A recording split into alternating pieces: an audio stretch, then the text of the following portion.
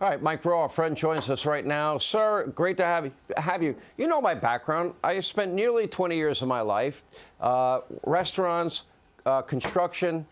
I think the best, greatest experience in my life, because I got to know what real work is.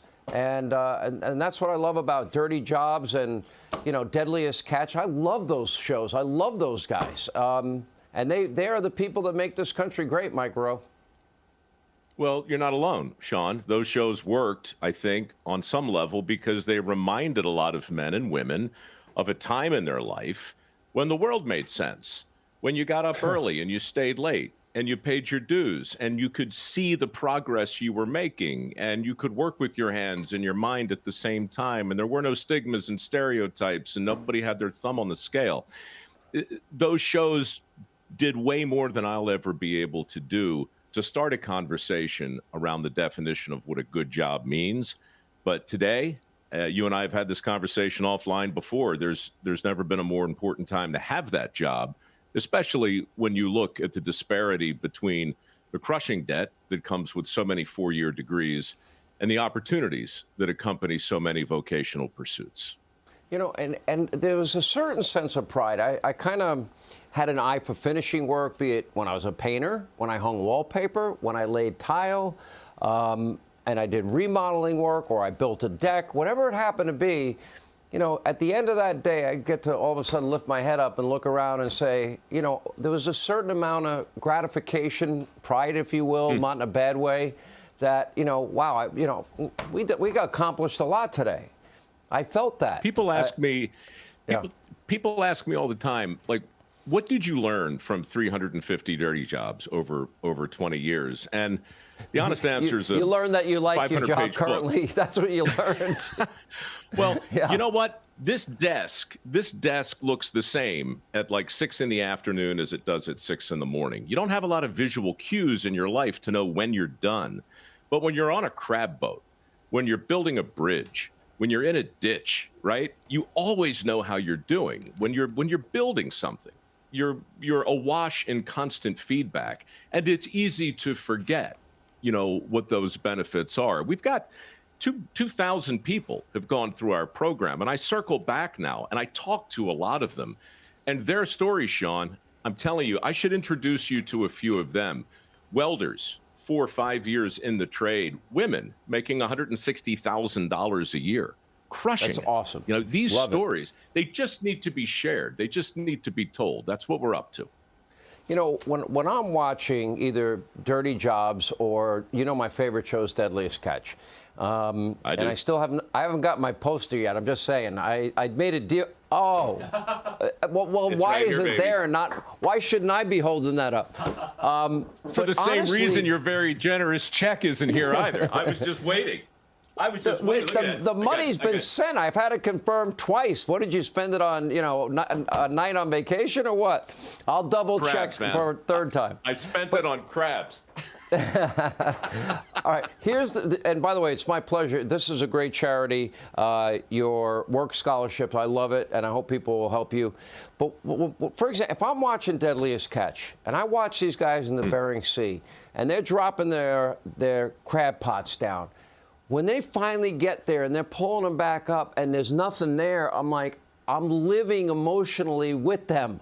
I'm like, oh, no, oh. But when it comes up and it's a full pot, I'm like, yes, come on, let's go. And so happy for them, because that is, as we both know, because they've lost a lot of crew members over the years, that is dangerous, deadly work. It is not safe. And that show, Sean, is going into its 20th season, just like Dirty Jobs. And it's a testament not to the people on it, quite frankly, or to the format. It's a testament to the fact that you can't script the Bering Sea. It's a testament to the fact that show, like life, is not just one success after another.